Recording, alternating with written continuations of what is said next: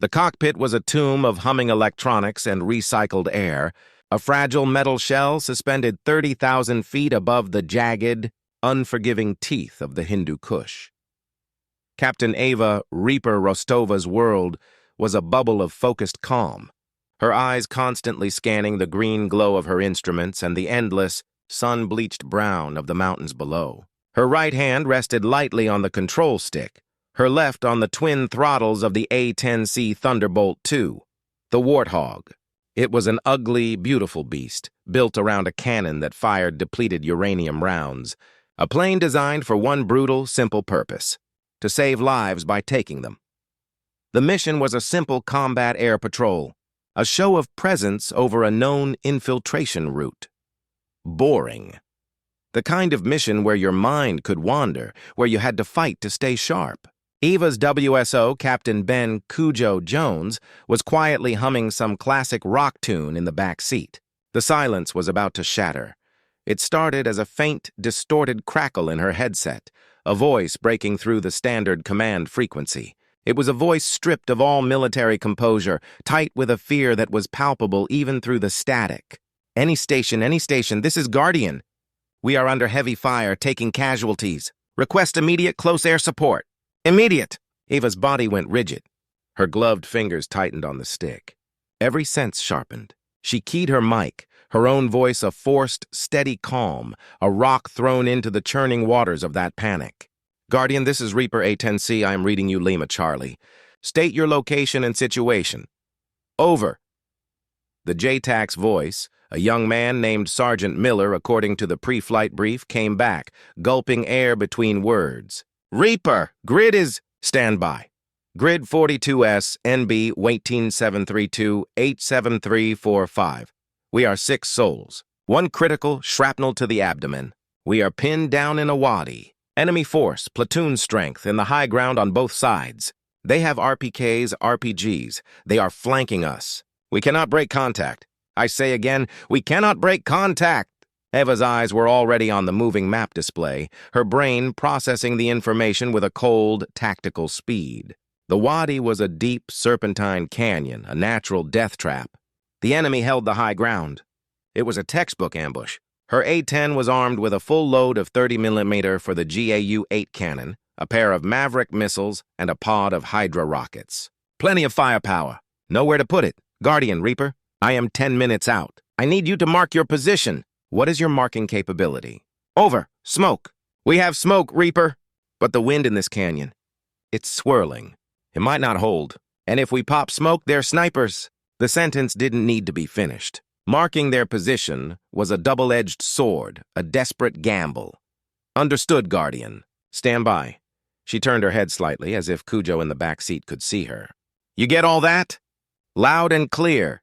Cujo's voice was all business now, the humming gone. This is a nasty one. That wadi is a knife fight. We can't get an angle from up here. Eva knew he was right. A high-altitude pass was useless. The canyon walls would shield the enemy from her guns and rockets. To be effective, to have any chance of breaking the enemy's grip, she would have to get low.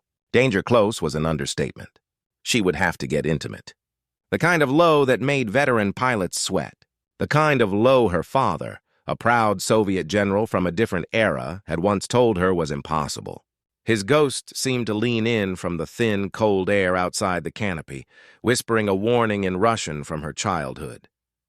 A true pilot conquers the sky, Dochka, but the earth is a jealous mistress. No jet can truly fly that low.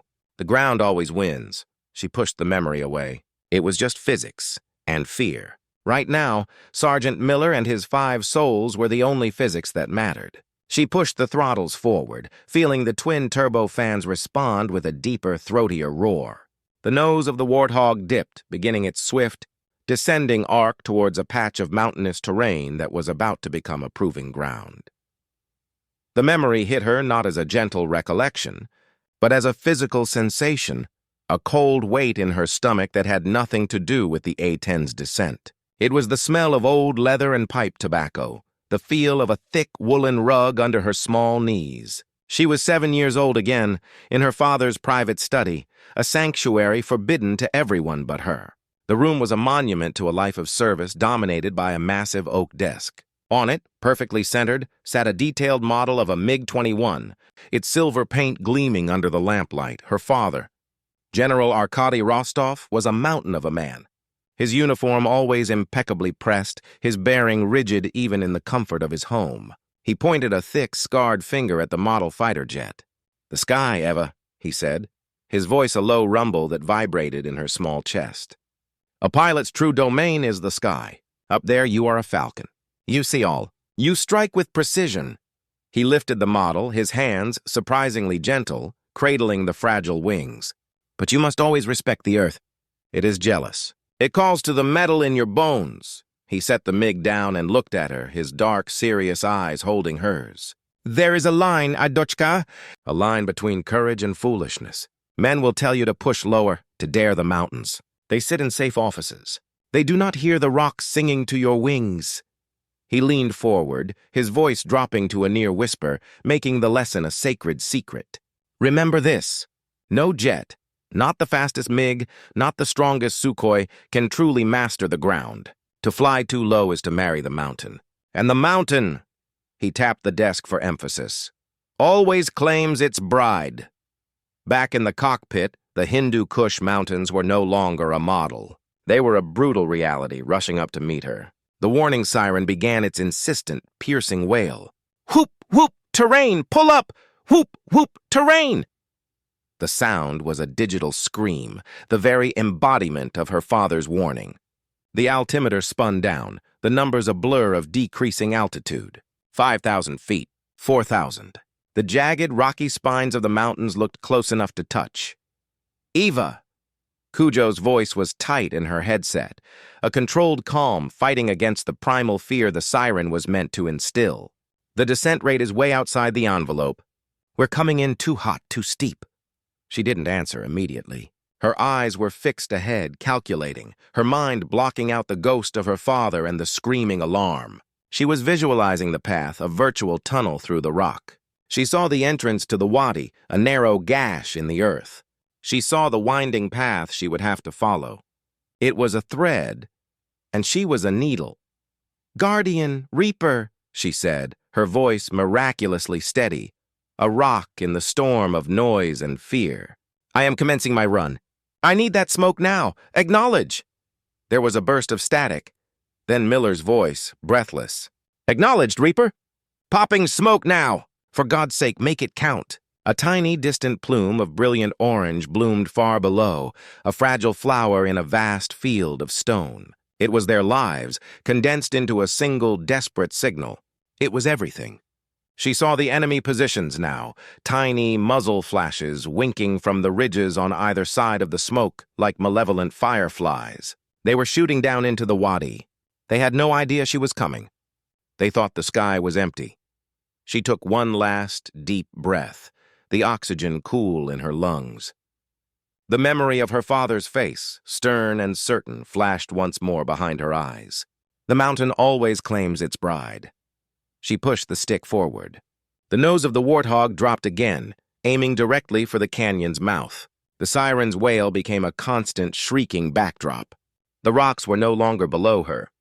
They were in front of her. She was flying into the mouth of the mountain. The world outside the canopy transformed into a violent, streaking blur of brown and gray. The serene, distant mountains were gone, replaced by a crushing intimacy with the rock. She was in the canyon. The wadi walls, striated and ancient, rushed past her wings so close she could see individual crevices and scraggly bushes clinging to the stone. The screaming terrain alarm was a constant, piercing soundtrack to the madness. Her entire universe shrank to the narrow corridor of air in front of her. She was threading a needle at over 300 knots. "Altitude! Eva, altitude!" Cujo's voice was a sharp warning in her headset, cutting through the alarm. The radar altimeter was spinning wildly, the numbers a terrifying countdown to impact. 200 feet. 150.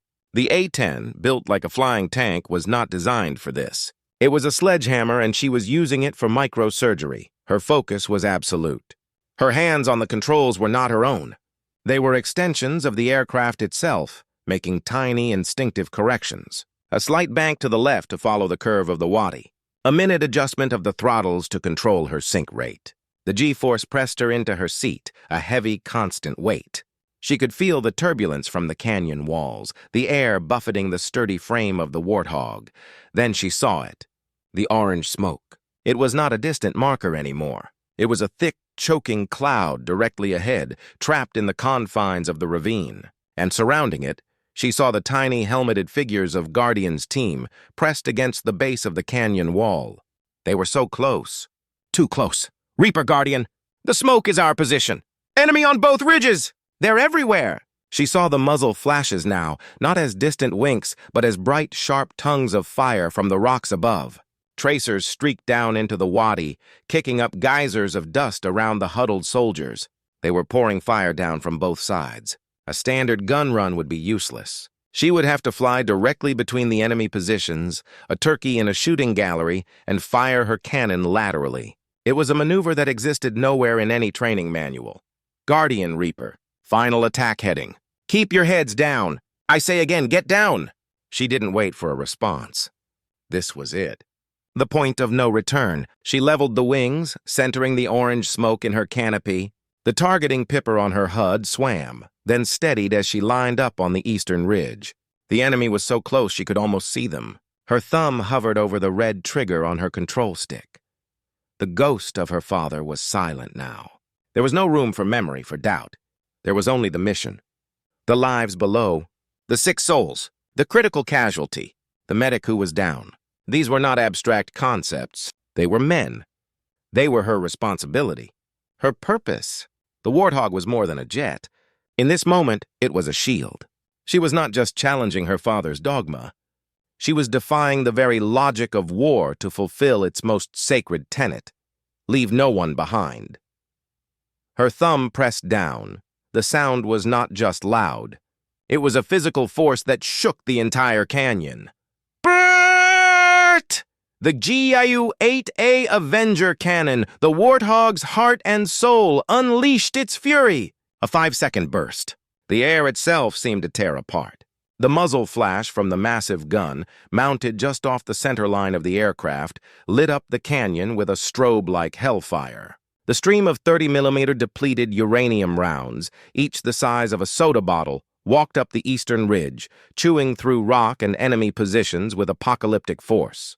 Dust, debris, and smoke erupted in a violent curtain. She was already pulling back on the stick, the G-force increasing, crushing her into her seat as the Warthog clawed for altitude. Desperate to avoid slamming into the far wall of the wadi, the canyon ceiling was rushing down to meet her. She had brushed the deck. Now she had to escape the tomb she had just filled with thunder. The G-force was a giant's hand, pressing her down, trying to flatten her into the seat.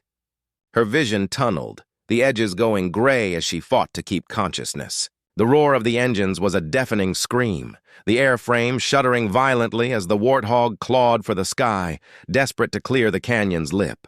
For a heart-stopping second, the rocky rim filled her entire canopy. It was right there. She could see every fissure, every stone. Then they were over, bursting out of the confining walls and into the open, blinding blue of the sky. The relief was a physical wave, so potent it left her trembling.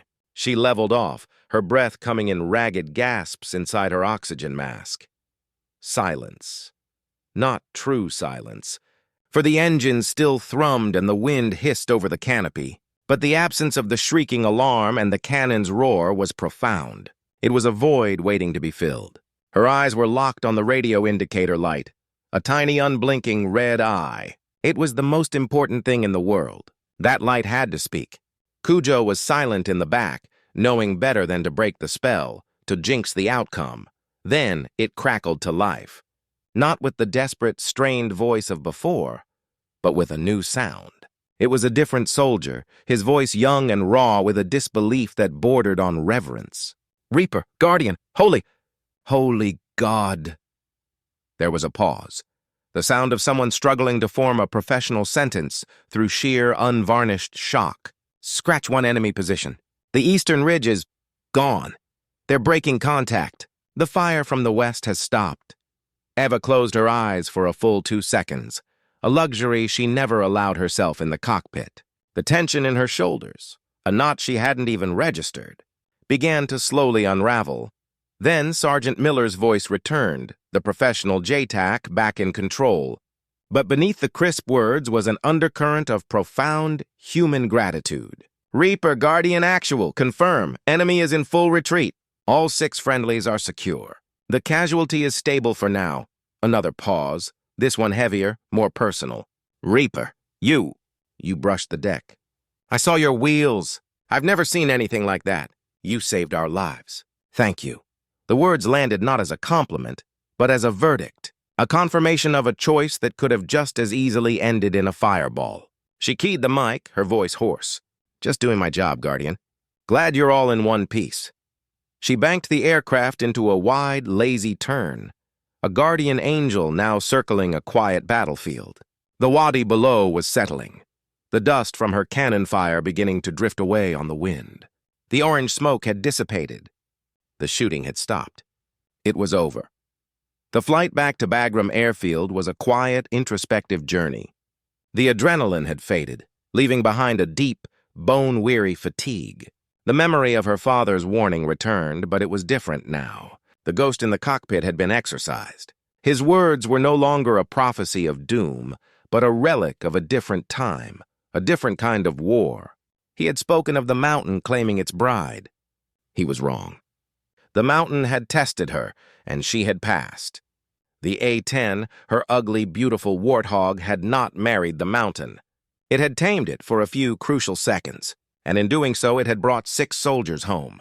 As the concrete runway appeared on the horizon, a gray scar in the brown landscape, Ava Rostova knew a truth her father never could. It wasn't the jet that had flown that low. It was the will of the pilot. And sometimes will was the most powerful force of all.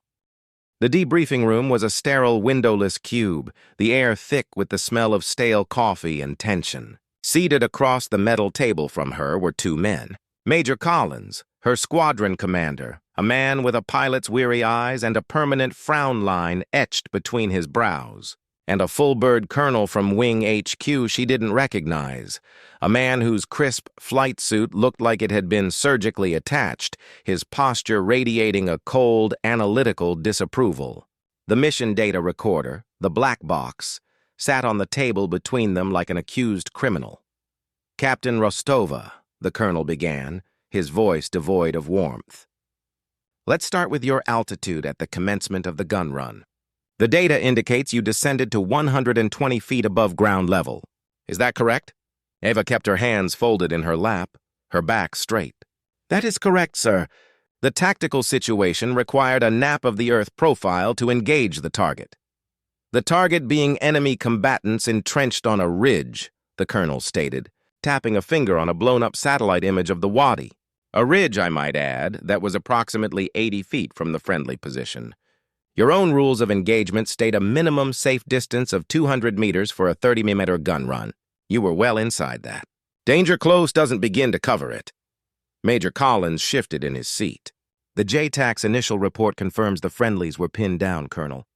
The standard high-angle attack was not a viable option. The viable option, Major, the colonel countered, his eyes never leaving Eva, was to request additional assets or utilize her Maverick missiles from a safe altitude. Not to turn a $30 million aircraft into a low-altitude gunship in a topographic funnel. The stress on the airframe alone, the risk of controlled flight into terrain. He let the sentence hang, the unspoken accusation clear. Recklessness. Eva felt a heat rising in her chest, but her voice remained calm. Sir, with respect, the Mavericks were not the right tool.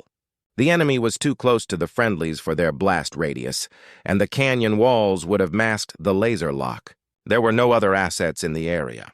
The JTAC was reporting a critical casualty. It was a time-sensitive situation. The decision was mine. The colonel leaned forward, his gaze intensifying. Your father was General Arkady Rostov, was he not? Soviet air defense. An interesting background.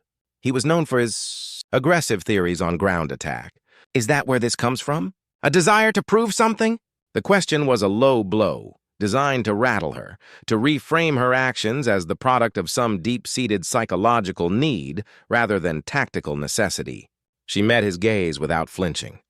My father taught me that the ground always wins, sir. Yesterday I learned that sometimes it can be persuaded to a draw. The data will show the gun run was effective. All 6 members of Guardian Team are alive and were medically evacuated this morning. The mission was a success. There was a long, heavy silence. The colonel's lips were a thin, tight line. He looked from Eva to the data recorder, then to Major Collins. The major gave a slight, almost imperceptible nod.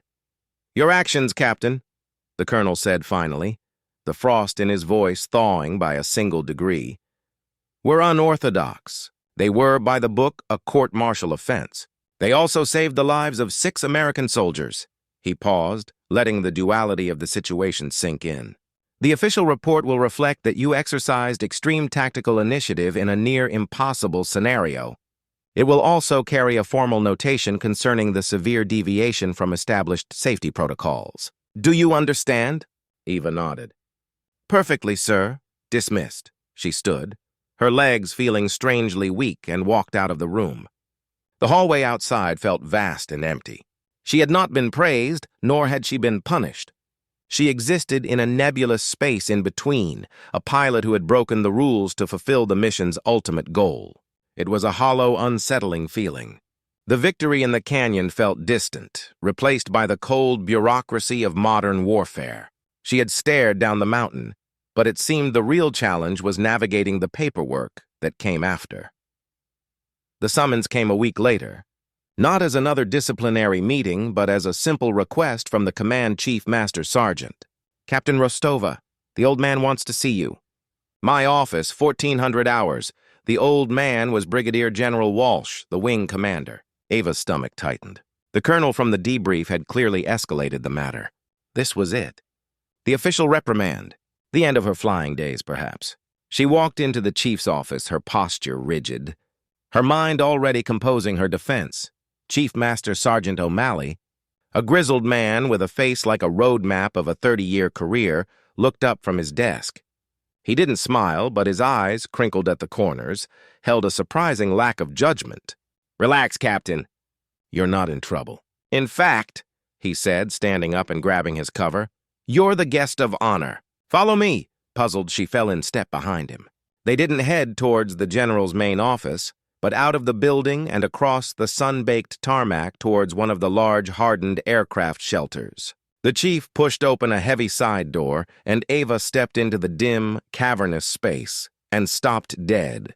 The entire shelter was packed with people, not just officers, but a sea of airmen, maintainers, crew chiefs, and pilots from her squadron and others. They were all there, standing in a loose semicircle, and in the center of the space, polished to a brilliant shine, was her A-10, Reaper 1, and standing in front of its massive nose, under the gaping maw of the GU-8 cannon, was General Walsh.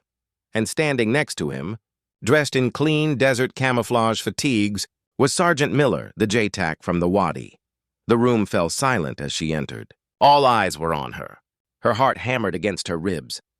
This was not a court-martial. General Walsh, a man with a firm handshake and eyes that had seen too much war, stepped forward. "Captain Rostova," his voice echoed in the vast shelter. "We have a tradition in this Air Force. We don't often get to see the direct results of our work. We drop bombs from miles high. We provide cover from distant skies. The faces of the men and women we protect are usually just voices on a radio." He gestured to Sergeant Miller. "But sometimes the universe gives us a rare gift. Sometimes we get to shake their hand." Miller stepped forward. He was younger than she had imagined from his voice, his face still showing the traces of the ordeal. He stopped in front of her, came to a crisp attention, and saluted. It was a perfect, respectful salute from a ground-pounding airman to an officer. Stunned, Eva returned the salute. Then Miller broke protocol, his professional composure cracking into a wide, genuine grin. He thrust out his hand. "Captain," he said, his voice thick with emotion. "It is an absolute honor." She took his hand, a firm, strong grip. "Sergeant Miller, it's good to see you standing." "Thanks to you," he said, his eyes glistening. "When you came down that canyon, sir, we thought we were dead. Then we heard that gun, that beautiful, terrible Brati. You didn't just save us. You sent a message. You told every one of those bastards that nobody gets left behind. Not on your watch." He turned and gestured to the 5 other soldiers standing shyly to the side, the rest of his team. One of them, a young man with a bandage visible under his sleeve, gave her a thumbs up. General Walsh spoke again. "Captain, your actions were and remain outside of standard procedure. But courage often is. You looked at an impossible situation and you found a way. You embodied the very reason this ugly, magnificent airplane was built." He patted the titanium bathtub surrounding the cockpit. "To go in low, to get dirty, and to bring our people home. On behalf of the United States Air Force, and from me personally, thank you." The shelter erupted in applause. It wasn't a polite, formal clapping. It was a roaring, heartfelt ovation from the mechanics who kept her jet flying, the fuelers who filled her tanks, the clerks who processed her orders, and the fellow pilots who knew exactly what she had risked. They were saluting her not with a hand, but with their noise, their respect. Eva Rostova, standing in the shadow of her warthog, finally felt the weight of the mountain lift. This was her victory, not in a debriefing room, but here, surrounded by her tribe, her family. She had not just flown a mission. She had joined a legend. The desert heat of Afghanistan was a distant memory, replaced by the damp, chill air of a Virginia autumn. The war was behind her, her tour complete. Captain Eva Rostova stood alone before a simple gray headstone in a quiet military cemetery. The grass was impeccably manicured, the rows of markers standing at perfect silent attention. The inscription was stark. General Arkady Rostov, father, soldier. She knelt, the dampness seeping through the fabric of her service dress uniform. In her hand, she held a small, carefully polished model of an A-10 Thunderbolt II. The details were perfect, down to the tiny Reaper 1 stenciled on the side. She placed it gently at the base of the headstone, a small, silver offering against the gray granite. A soft breeze rustled the fallen leaves, carrying with it the ghost of pipe tobacco and the echo of a deep, rumbling voice. She could almost see him sitting in his study, tapping the model of the MiG. No jet can truly master the ground. To fly too low is to marry the mountain, and the mountain always claims its bride. For so long, those words had been a chain, a limit imposed by the first and most important man in her life. He had spoken from his experience, from a different world of warfare fought at higher altitudes and greater speeds. He had believed he was protecting her. A small, sad smile touched her lips. "You were wrong, Papa," she whispered, her voice soft but clear in the stillness. The words were not spoken in defiance, but in the quiet confidence of hard-won knowledge. One jet can fly that low. She reached out and traced the letters of his name on the cold stone. The one that carries more than bombs. She closed her eyes, and for a moment she was back in the cockpit. The shrieking of the alarm, the blur of the canyon walls, the crushing G-force. But stronger than the fear was the memory of the purpose. The 6 lives represented by a plume of orange smoke. The sound of Sergeant Miller's voice, raw with gratitude. The handshake in the aircraft shelter. The applause of her tribe, the one that carries hope, she continued, the truth of it settling deep within her soul. It wasn't about conquering the mountain.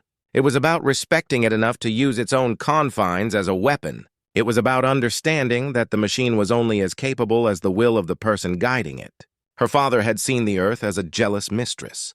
She had learned to see it as a temporary ally.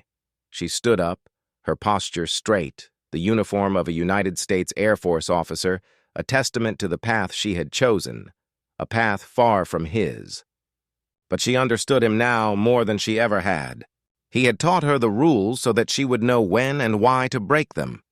His warning had not been a cage, but the first lesson in a much deeper curriculum. He had taught her to respect the danger, and in doing so, had given her the foundation to calculate the risk. She saluted then, a crisp, perfect salute, held for a long, respectful moment. It was a salute from a warrior to a warrior, from a daughter who had finally stepped out from under the shadow of a great man, not by rejecting his lessons, but by transcending them. As she turned and walked away, her shoes silent on the damp grass, she left the small silver A-10 behind. It was no longer just a model. It was a bridge, a message. a testament that the legacy of a soldier is not always in following the rules, but in understanding the deeper duty that those rules are meant to serve, the duty to bring your people home. And in that she knew her father would have been proud. The ghost was finally at peace, and so was she. The Nevada sun was a brilliant, unforgiving orb in a pale blue sky, baking the concrete of the flight line and shimmering off the canopies of a dozen A-10 Thunderbolts. Captain Eva Rostova, now an instructor at the weapons school, stood before a fresh crop of student pilots. Their faces were eager, sharp, and bore the unearned confidence of those who had mastered the simulator, but had never felt a real mountain reach up for their wings. "Today," Eva began, her voice carrying the easy authority of hard-won experience, "we're discussing the nap of the Earth profile. The manuals will give you numbers. They will give you minimum safe altitudes, recommended descent rates, and optimal attack angles." She paused, letting her gaze sweep across the young aviators. "The manuals are a good starting point, but they are not the final word." She saw a few skeptical glances, the subtle shifting of weight. "They were here to learn the book, to become the best of the best by the established metrics. A year ago," she continued, her tone shifting, becoming more personal, "I was over the Hindu Kush. A JTAC team was pinned down in a wadi, a canyon so deep and narrow it didn't appear on our charts as a threat, but as an impossibility. She didn't use names or the call sign Reaper. This wasn't about her glory. It was about their education." She described the situation with clinical precision. The enemy on the high ground, the friendlies trapped, the uselessness of a high-altitude solution. She saw the students' minds working, visualizing the problem. Searching for the textbook answer she had already told them didn't exist. "The only way to place my gun on target was to fly down the throat of that canyon," she said, her voice dropping, forcing them to lean in. The terrain alarm was screaming. My altimeter was spinning like a slot machine. The rocks were so close I could have reached out and scratched them. One of the students, a young lieutenant with a confident set to his jaw, spoke up. "Captain, with all due respect, the flight data would have shown an unsustainable risk. Controlled flight into terrain was a near certainty. Wouldn't the correct decision have been to withdraw and coordinate with other assets?" Ava looked at him, not with anger, but with a knowing calm. She had been expecting this question. It was the right question from a by-the-book pilot. "You're not wrong, Lieutenant," she said, and the student seemed to stand a little taller. "The data absolutely said it was suicide. The rules of engagement said it was forbidden. Every logical part of my mind agreed with you." She took a step closer, her eyes locking with his. "But then I heard the JTAC's voice. He wasn't just reporting a tactical scenario. He was reporting the end of his world. He was telling me that 6 men, one of them bleeding out, were about to die. And in that moment, the data and the rules became abstract." She let the silence hang for a moment, the only sound the distant whine of a jet engine starting up. "The A-10 is a tool," she said, her voice firm again. "A magnificent, powerful, ugly tool. But it is just a tool. Its true capability isn't measured in its thrust-to-weight ratio or the muzzle velocity of its cannon." She tapped her temple. "Its true capability is measured by the judgment, the courage, and the will of the pilot in this seat." She looked at each of them in turn, her gaze unwavering. "We fly the Warthog. We are not falcons who strike from a distance. We are guardian angels. Our domain is the dirt, the dust, the space between the rock and a hard place. The manuals will teach you how to fly the jet. It is my job to teach you when you must become the jet, when you must tell the mountain to move, just for a few seconds." She saw the understanding begin to dawn in their eyes, replacing the skepticism. They weren't just learning a procedure. They were being entrusted with a philosophy, a heavier, more profound responsibility. "The general who taught me to fly," she said, a faint, respectful smile on her lips. "He claimed no jet could fly that low." She paused, letting the title of her own story echo in the dry desert air. He was wrong. Remember that. The limits are not in the machine. They are in us. And we push them for one reason, and one reason only, to bring our people home. Dismissed. The students walked away, their heads full of new, dangerous, and necessary ideas. The legend was no longer just a story. It was a lesson passed on.